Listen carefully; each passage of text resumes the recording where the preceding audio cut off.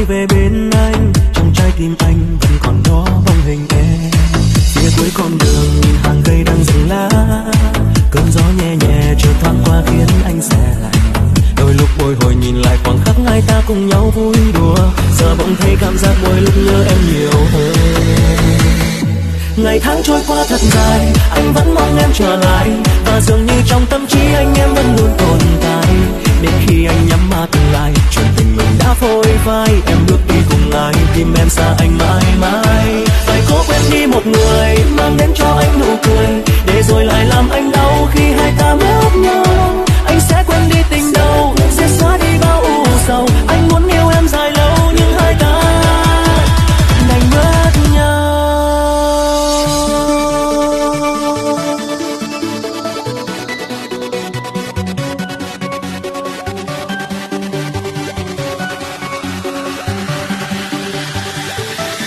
Phía cuối con đường hàng cây đang rụng lá, cơn gió nhẹ nhẹ chợt thoáng qua khiến anh se lạnh.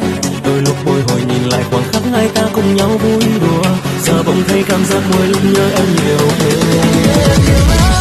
Ngày tháng trôi qua thật dài, anh vẫn mong em trở lại, và dường như trong tâm trí anh em vẫn luôn tồn tại.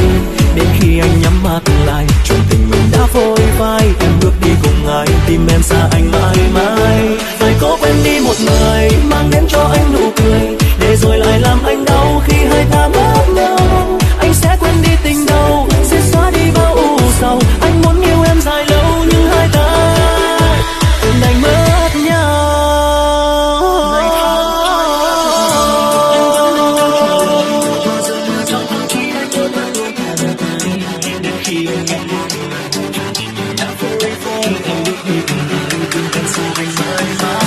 Phải cố quên đi một người, mang đến cho anh nụ